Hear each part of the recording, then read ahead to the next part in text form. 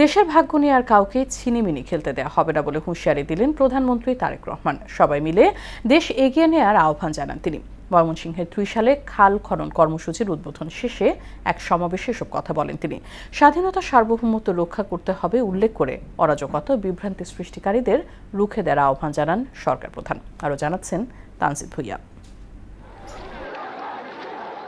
বিএনপির প্রতিষ্ঠাতা শহীদ রাষ্ট্রপতি জিয়াউর রহমান ১৯৭৯ সালে ময়মনসিংহের ত্রিশালের বৈলর ইউনিয়নে স্বেচ্ছাশ্রমের ভিত্তিতে ঐতিহাসিক ধরার খাল বা দরিয়ার খাল খনন কার্যক্রমের সূচনা করেছিলেন।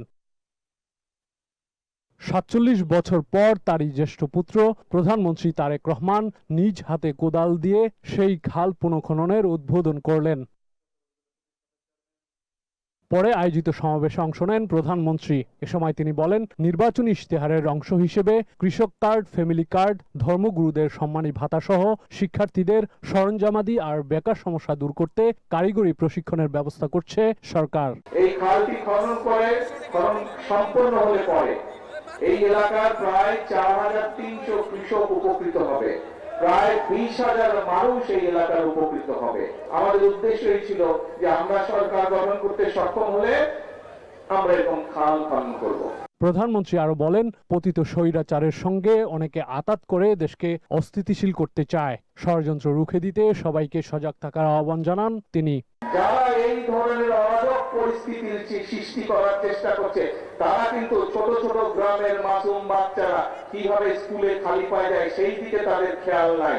আজকে যারা দেশে এইরকম পরিস্থিতি তৈরি করতে চায় তাদের ব্যাপারে আপনাদেরকে সতর্ক থাকতে হবে। বিএনপির সরকার দেশের মানুষের ভাগ্যের পরিবর্তন করতে চায়, তাই সবাই মিলে কাজ করে দেশকে এগিয়ে নিতে হবে বলে উল্লেখ করেন সরকার প্রধান। বাংলাদেশের মানুষ তার ভাগ্যের পরিবর্তন করতে চায়। ভাগ্যের পরিবর্তন যদি করতে হয়, আমাদের ২০ কোটি মানুষের ৪০ কোটি হাতকে সক্রিয় করে তুলতে হবে।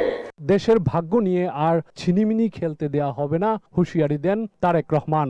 এই দেশের মালিক জনগণ। কিছু সংখ্যক মানুষ এসে বিভ্রান্ত ছড়াবে আর তারা সফল হয়ে যাবে, মানুষের ভাগ্য নিয়ে তারা ছিনিমিনি খেলবে। এই কাজ আর হতে দেওয়া যাবে না। বিএনপির নির্বাচনী ইশতেহারের অংশ হিসেবে সারা বাংলাদেশে ২০,০০০ কিলোমিটার খাল খনন বিএনপির প্রতিষ্ঠাতা শহীদ রাষ্ট্রপতি জিয়াউর রহমানের পথেই হাঁটছেন বর্তমান প্রধানমন্ত্রী তারেক রহমান। এমনটাই মনে করছেন দেশের সাধারণ মানুষ।